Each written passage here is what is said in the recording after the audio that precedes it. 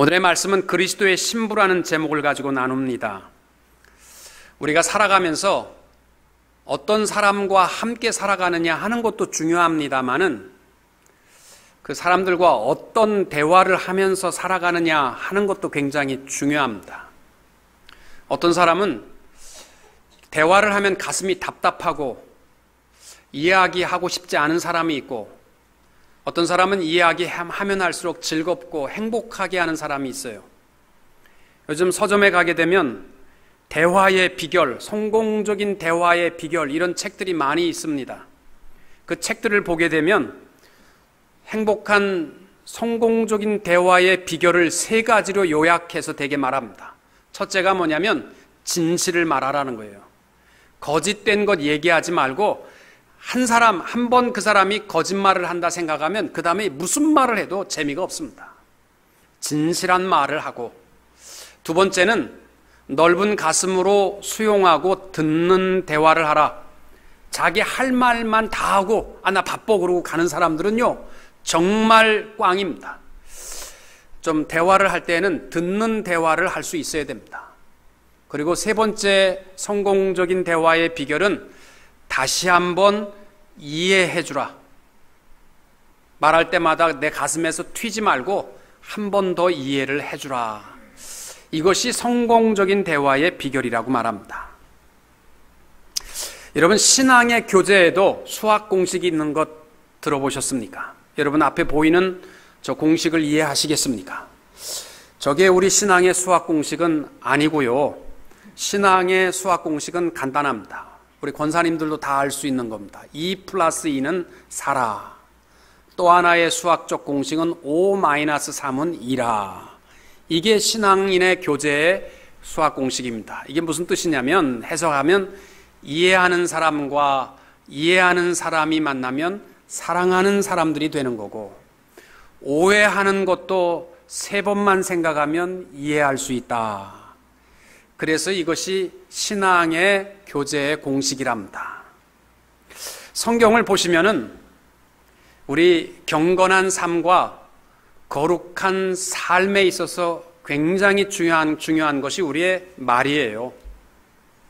그래서 야고보서 1장 19절에 보면 내 사랑하는 형제들아 너희가 알지니 사람마다 듣기는 속히 하고 말하기는 더디하며 성내기도 더디하라. 이 경건한 삶의 말이 굉장히 중요하다는 거죠.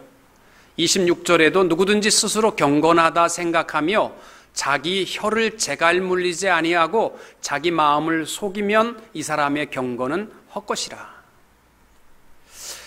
또 에베소서에서 사도 바울은 거룩한 그리스도인의 삶 속에 있어서 중요한 것이 입술이라는 거죠. 그런즉 거짓을 버리고 각각 그 이웃과 더불어 참된 것을 말하라.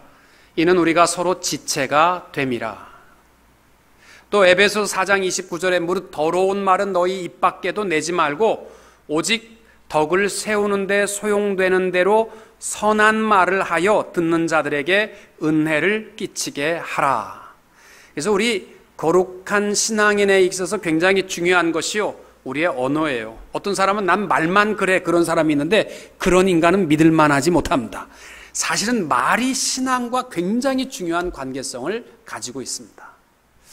오늘 우리가 봉독한 창세기 24장을 보시면은 창세기에서 가장 긴 구절을 갖고 있습니다.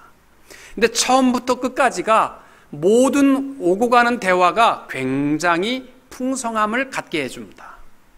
아브라함과 그 한 늙은 종과의 대화. 나이 많은 아브라함이 그 종을 불러다가 이삭의 아내감을 좀 구해다오. 모든 정권을 주고 그 먼 메소포타미아 고향까지 720km 이상의 거리를 가서 그 아들 이삭의 아내감을 구하는 모습. 또 본문에 보면은 늙은 종이라고 이름이 안 나와 있어요.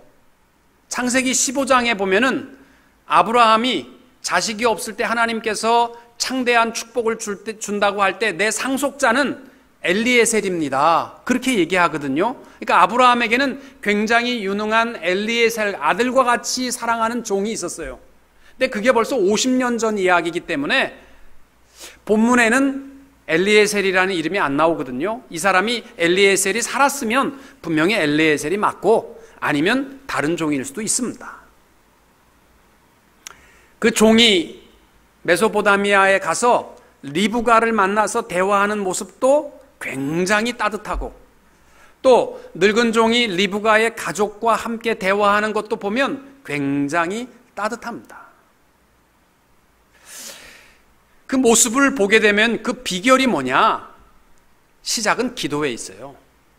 이 늙은 종이 순종하는 마음으로 먼 길을 가서 이 하란 땅에 도착하자마자 제일 먼저 했던 것은 하나님 앞에 기도하는 것이었습니다. 아리따운 그 기도를 마치기 전에 이제 그 아리따운 아가씨를 만나게 되는데, 그 당시에는요, 지금도 마찬가지지만 중동 지역에 가면요, 여자들을 볼 수 없습니다. 여자를 거의 가두다시피 하고 생활하거든요. 이런 우리 미국 살면서 이렇게 예쁜 아가씨들을 많이 보면서 살아가는 것도요, 남성들이요, 축복입니다. 그러면 남자만 축복이냐? 미국에서 살아가는 여자들이 얼마나 큰 축복인지 아십니까? 이 중동은요, 지금도 일부 사처제입니다. 사우디아라비아 같은 데 일부 사처제. 본 마누라가 4명이고 돈이 많으면 많은 대로 첩을 많이 둘 수 있습니다. 그 많은 아내를 거스리다 보니까 혹시나 이게 바람 필까봐 남자들이 밖에 나갈 때는 한 방에 다 넣어놓고 밖에서 문 잠그고 나갑니다. 그래서 중동 지역에 가게 되면 그 가두는 방의 가운데는 줄이 하나 이렇게 나와 있대요. 이게 중동 선교사한테 들은 얘기인데, 여자들이 하도 운동 안 하고 방 안에서 하루 종일 먹고 자고 하기 때문에 살이 뒤룩뒤룩 찌니까 일어나는 것도 힘들어가지고 그 가운데 있는 줄 잡고 일어난답니다. 다. 그 여자들이 밖에 안 나오잖아요. 우리 미국에서 살아가는 여성들이요, 행복한 줄 아시기 바랍니다. 밖에 나올 수 있다는 거. 여자들을 볼 수 있는 시간이요, 물 깃는 시간 외에는 없습니다. 해가 떨어지는 그 시간, 너무 더우니까 해 떨어질 때 여자들이 물 길러 우물가에 가게 되거든요.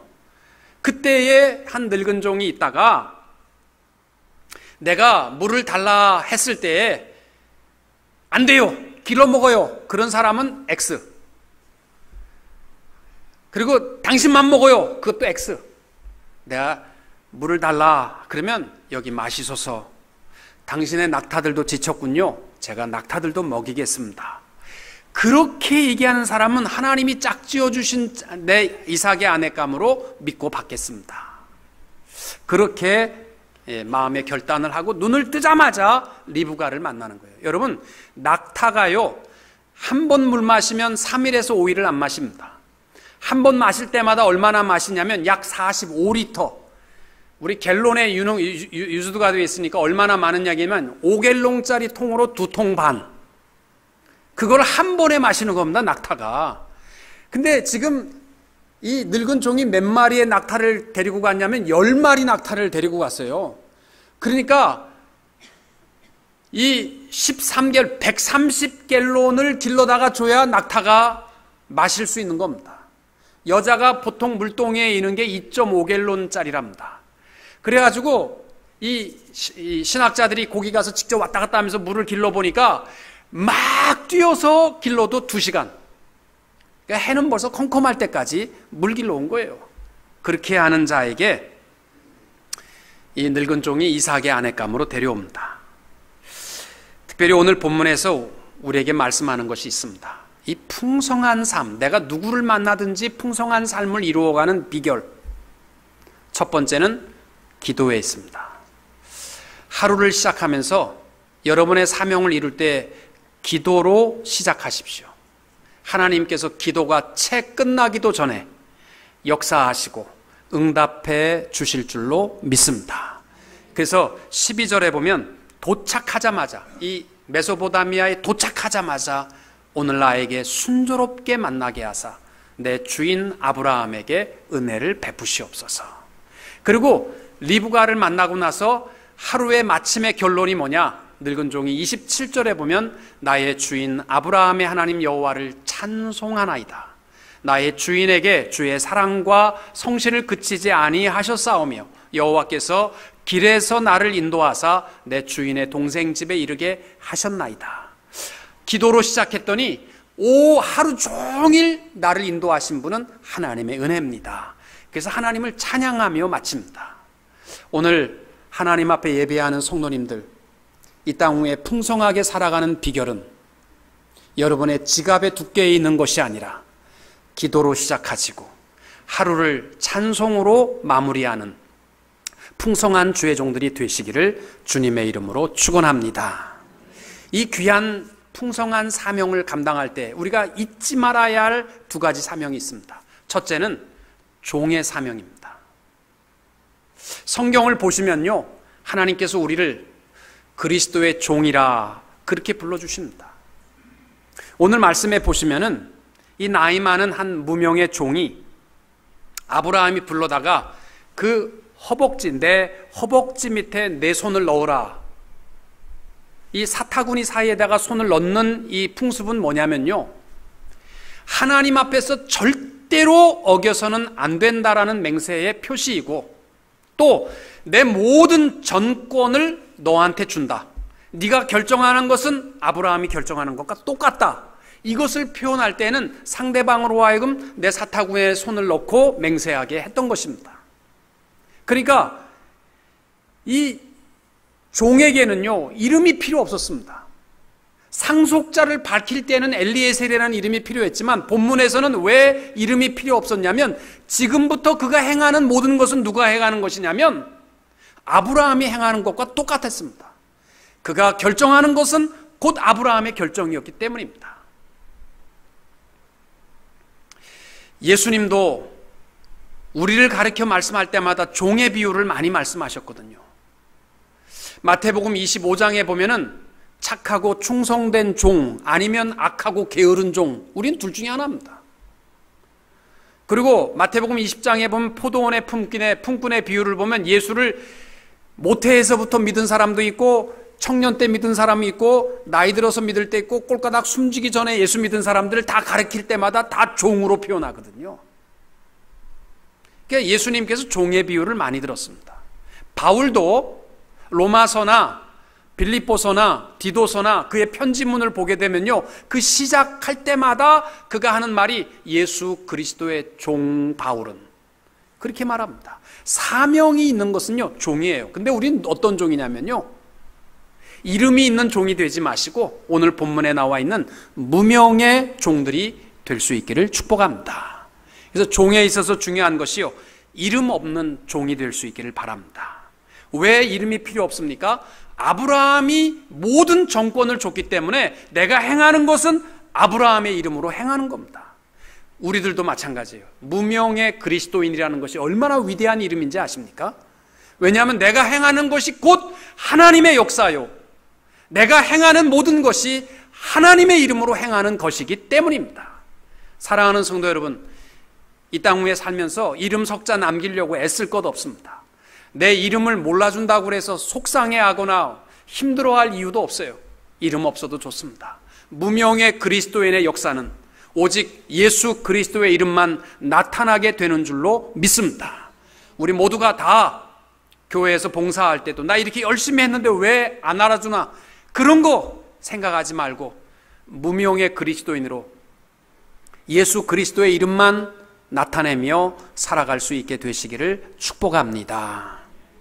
또 하나, 이 사명, 종의 사명 중에 하나가 하나님의 인도하심에 전적으로 맡기는 겁니다. 이 무명의 늙은 종이요, 구하였던 것은 딱 하나입니다. 키 1m 70에 눈은 동그랗고 눈썹은 반달과 같이, 초승달과 같이 이쁘고, 이런 사람들을 조건으로 구하는 것이 아니라 하나님의 은혜만 구했습니다. 그러면 나머지는 다 해결되는 겁니다.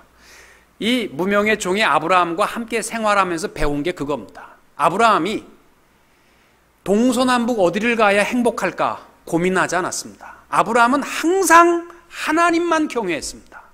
그러니까 하나님이 어디를 가든지 축복하시거든요. 우리들도요, 우리 앞길에 대해서 갈래길에 내가 일로 가야지 오를지 저리로 가야지 오를지 여러분 어떻게 결정합니까? 이리 갈까 저리 갈까, 차라리 돌아서 갈까, 그렇게 결정하십니까? 아니면 우리 조상적부터 배운 것처럼 침을 뱉어서 딱 쳐가지고 침이 많이 튀는 쪽으로 가시겠습니까?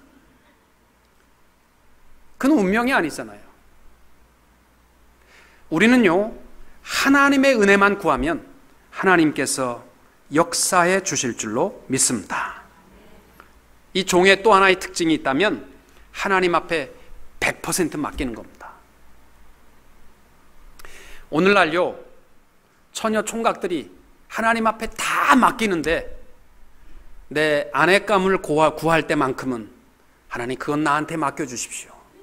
그래서 못 맡기는 사람들이 많습니다. 왜냐하면 우리 하나님은 외모를 보지 아니하시고 중심을 보시는 하나님이시기 때문에 행여나 중심만 보고 마음은 예쁘지만 너무나 형편없는 외모의 아내를 내 아내라 줄까봐 무서워서 하나님 외모는 내가 뽑을 테니까, 그래서 배우자는 자기가 뽑으려고 하는데요, 천만에 절대로 우리의 미의 기준을 세운 분도 하나님이시고 하나님 앞에 99% 맡기고 1%는 내가 하겠습니다 그러면 너 혼자 해봐라, 그래서 우리 실패하는 것 뿐이지, 하나님 앞에 전적으로 맡기면요 하나님께서 정말 아름답고 내 마음에 쏙 드는 아름다운 배우자를 주는 줄로 믿습니다. 우리 어디 갔어? 총각들 다 어디 갔어 지금? 전적으로 맡기십시오. 한국에 한 10년 전에 그런 일이 있었어요. 부산에 어떤 사람이 너무 배가 아파서 병원에 가서 엑스레이를 찍었더니 배 안에 뭐 희한한 게 많은 거예요. 그래서 수술을 하고 열어봤더니 칫솔이 9개, 통째로 칫솔이 9개, 쇠톱이 뭐 2개인가 3개. 이 신기한 거예요. 어떻게 사람 몸 안에 칫솔이 9개가 들어있나. 맹장 수술하다가 간호원들이 혹시 양치질하다가 거기다 다 넣고 꼬맨 거 아닌가.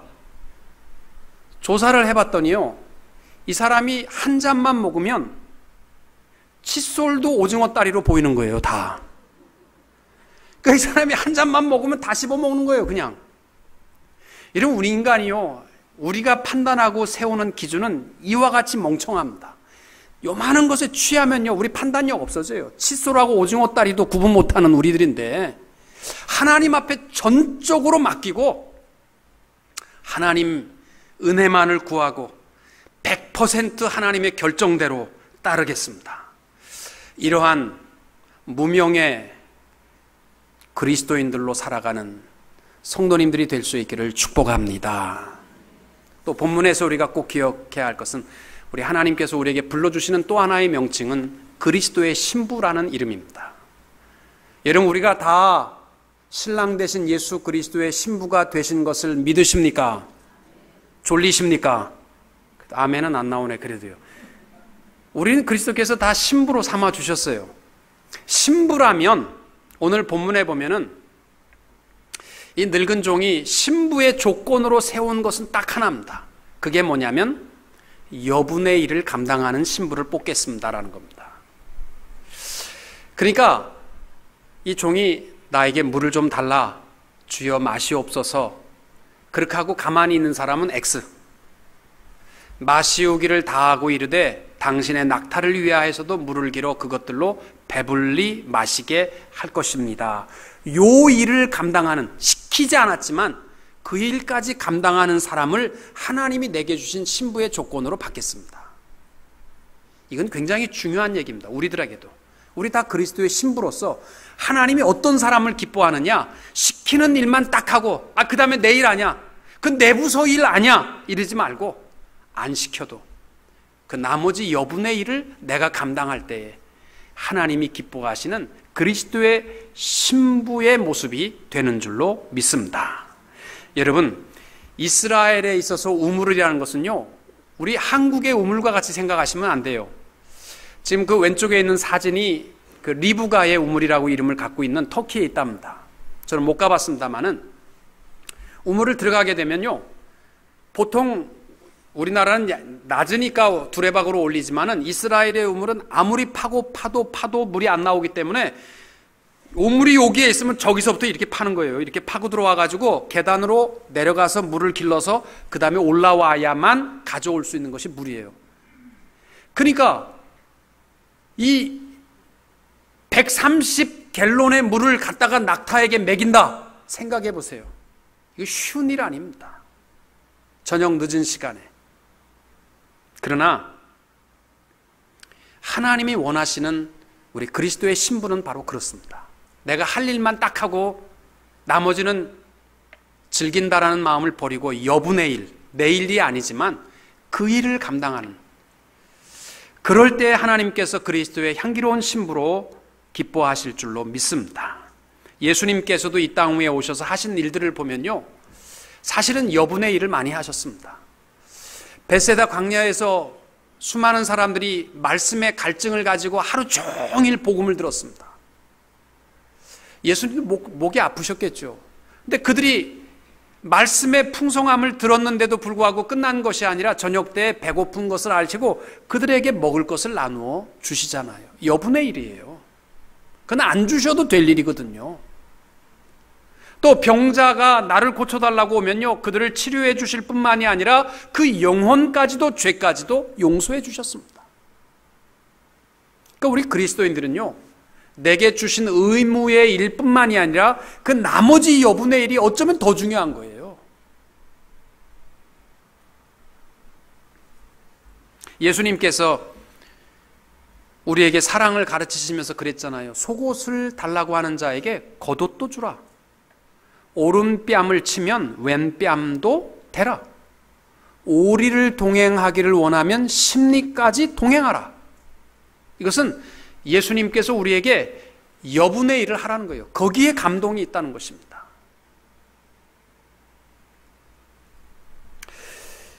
여러분, 오늘 설교의 핵심은요, 잘못 오해하지 마십시오.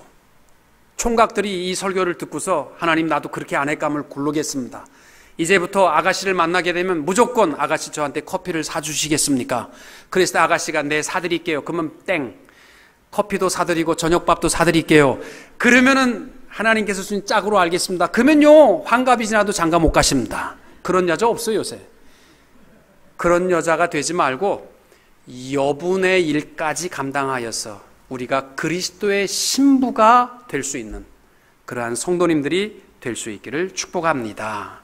안 해도 될 일, 아무도 알아주지 않는 일, 귀찮은 일, 그거 감당할 때 하나님 영광 받으십니다.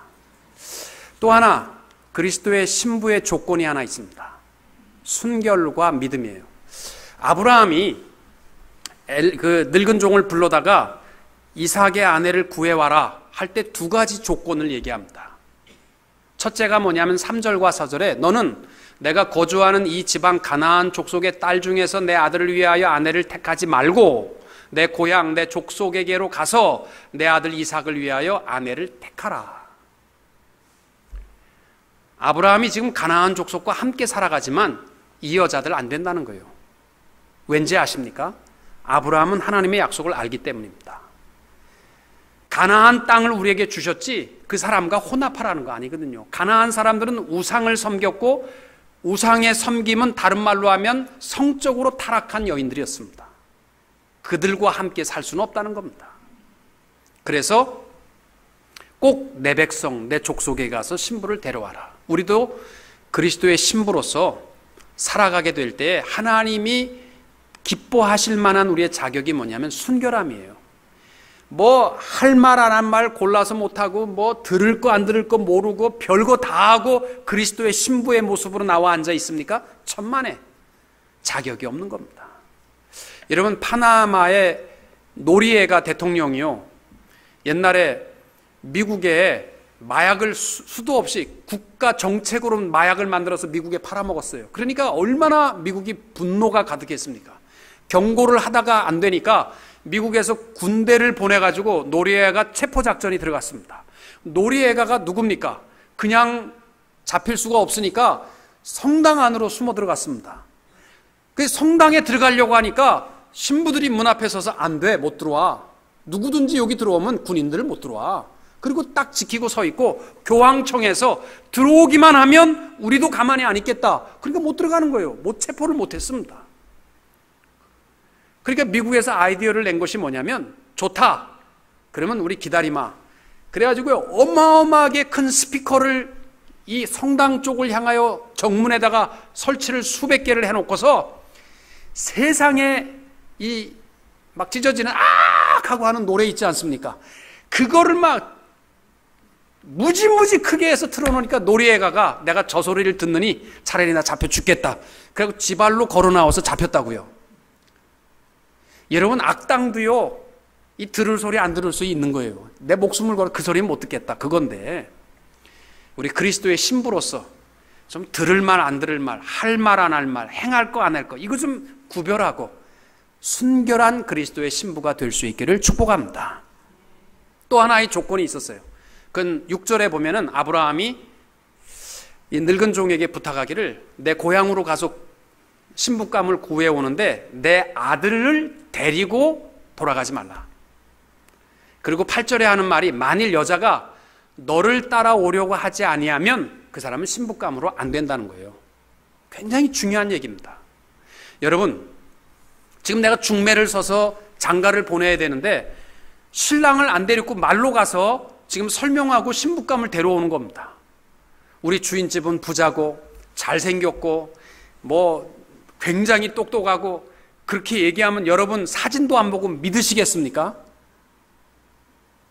아니, 그리고 이 종놈도 늙은 종이 와서 이 세상에 믿을 게 하나도 없는데 이놈도 못 믿겠는데 세상에 이놈이 앞만 좋게 얘기해도 가보니까 뭐 주인집 아들이 모자르거나 뭐 그럴 수 있잖아요. 뭐 나이가 뭐 100살이 돼서 이 사람이 네 신랑이야. 옛날에 우리나라에도 속아서 온 사람들 많잖아요. 사진 보고. 아무것도 안 보고 절대로 이삭을 데려가지 말고 신부감 데려오라는 이 말이 얼마나 중요한 말인지 아십니까? 무슨 의미냐면 아브라함이 원하는 것이 딱 하나예요. 신부의 조건은요, 보고 뿅 가서 가는 그러한 신부감은 필요 없다는 거예요. 귀로 듣고 복음을 듣고 믿고 따라올 수 있는 사람이 신부감이라는 겁니다. 오늘날 우리 그리스도의 신부도 마찬가지예요. 우리 기독교는요, 보여지는 기독교가 아닙니다. 뭐 어디 갔더니 금리빨로 바뀌었더라, 어디 갔더니 누가 뭐 해서 났더라, 뭐가 신기한 일이 일어났더라, 금가루가 떨어지더라, 그런 데 속지 마세요. 그 보여지는 것이 우리 기독교가 아닙니다. 기독교는 보지 않는 하나님의 말씀의 능력을 들은 대로 믿고 그 말씀대로 살아가는 것이 기독교의 능력인 줄로 믿습니다. 그런 자가 그리스도의 신부의 자격이 있는 거예요. 여러분, 모세가 시내산에 올라갔을 때 이스라엘 백성들이 하나님을 보기 위해서 금송아지 만들어 놓고 하나님이라고 좋아하잖아요. 보여지는 거. 그럴 때 모세가 와서 분노하여서 돌판도 던져버렸지만 하나님의 진노가 더 무서운 거예요. 내가 그들에게 진노하여 그들을 진멸하여 버리겠다. 그런 신부는 필요 없다는 겁니다. 봐야 믿겠다. 지난주까지 한국이요, 프란치스카 교황이 방문해가지고 대단했습니다. 제가 봐도요, 너무너무 인자하게 생기셨고 또 너무 멋있잖아요. 이렇게 하고서 그리스도의 평화를 뭐 이러면서 얼마나 멋있습니까? 뭐 광화문에 수십만이 모였고요, 10억씩이라고 뭐 수백만이 모여서 대단한 그러한 환영을 했습니다. 제가 이 시간 전 천주교를 공격하려고 하는 말은 아닙니다. 그러나 저는 굉장히 우려하는 것이 하나 있습니다. 이 인자한 모습을 보고서요, 사람들이 행여나 기독교가 혼동되지 않기를 바랍니다. 예수님과 닮았다고 그래서 그 모양이 너무 인자한 할아버지라고 그래서 우리의 믿음이 혼동스러워지는 것이 굉장히, 사람들은 보이는 것에 약하거든요. 행여나 여러분 한국의 가족들이 전화해서 이야 대단하더라, 이 교황이 미사를 하는 목소리를 내가 들었다, 교황이 여러분에게 평화를 뭐 이런 얘기 내가 들었다, 교황과 악수했다, 그래서 나는 이야 정말 대단하다, 그런 얘기 하거들랑 우리는 보이지 않는 말씀을 믿고 그 말씀대로 살아가는 것을 이야기할 수 있는 그리스도인들이 될 수 있기를 축복합니다. 저는 그래요. 제가 여러분이 보실 때에도 뭐 교황만큼 인자하게는 못생겼잖아요. 또 말투도 교황만큼 엄숙하지도 못합니다. 그러나 제가 인기도 없고 말솜씨도 없고 외모도 안 되고 다 안 되지만, 그러나 분명한 것은 오직 하나님의 복음의 말씀을 전하고 그 말씀을 믿고 그 말씀을 전달하는 자로서 사명을 감당할 때 여러분이 비록 이 모양일지라도 부끄러워하지 마시고 교황보다 더 우리 목사님은 외모는 몰라도 말씀을 온전히 전한다. 이러한 신앙이 될 수 있기를 주님의 이름으로 축복합니다. 기독교에 대해서 히브리서 11장에 이렇게 말합니다. 믿음은 바라는 것들의 실상이요 보이지 않는 것들의 증거니 선진들이 이로써 증거를 얻었느니라. 우리 이제까지 믿음의 신앙의 선조들은 보이지 않는 것 그 말씀을 믿고 살아온 거예요. 믿음으로 모든 세계가 하나님의 말씀으로 지어진 줄을 우리가 아나니. 여러분, 하나님이 천지를 창조할 때 본 사람 없습니다. 그러나 말씀이기 때문에 우리 믿고 지금까지 온 겁니다. 사랑하는 성도 여러분, 하나님 나라에 이를 때까지 보여지는 것에 혼동스러워하지 마시고 보지 않는 하나님의 말씀을 믿고 말씀을 따라 그리스도의 신부로 하나님 나라에까지 임할 수 있는 성도님들이 될 수 있기를 주님의 이름으로 축원합니다. 기도하시겠습니다.